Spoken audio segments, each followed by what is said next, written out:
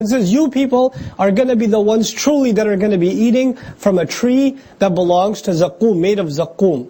Is one of the special trees of Hellfire. فَمَالِئُونَ مِنْهَا الْبُطُونَ. And you'll be filling stomachs with it. فَشَارِبُونَ. And by the way, stomachs are mentioned. Some ulama say that they will have multiple stomachs that Allah will give them just so it can increase them in their torture. فَشَارِبُونَ عَلَيْهِ مِنَ الْحَمِيمِ. And you'll be drinking on top of it from hamim, scorching, boiling water.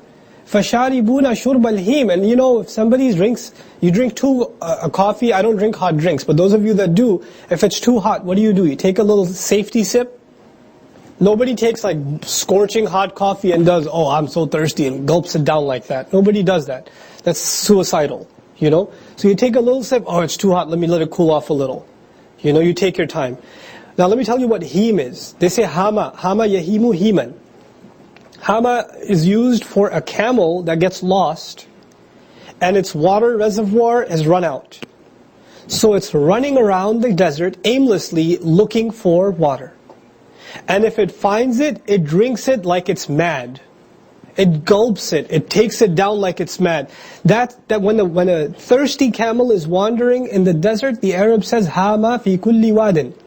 Hama fi kulli wadin. This is the expression used for the shu'ara. Alam tara annahum fi kulli wadin yahimun. They're described like the desert camel. That's how Allah describes the poets that are so desperate to, to impress their audience. He compares them to that thirsty camel. Now Allah describes this punishment. You're being given scorching hot water to drink. Obviously, if that's all you have to drink, you'll drink it just a little bit. But no. You people are going to be drinking it like the drinking of a desperate, dying camel. And by the way, the camel's important here. Because camels drink a little or a lot? They drink a lot because they have massive containers. So you're going to be gulping this stuff down desperately by, mouthfuls over and over again. شُرْبَ الْهِيمِ هَذَا نُزُلُهُمْ. And that's just the introductory entertainment. In Surah Fussilat, I explained the word nuzul to you. You guys weren't here then, I think. Last group. Alhamdulillah. So nuzul is basically, you go to somebody's house. If you go to like a desi's house, and they say, chai shai, pani shani, thanda thanda. Biscuit shiscuit, chocolate. You ever heard of this phrase? They come and before they give you the dinner, they give you some other stuff.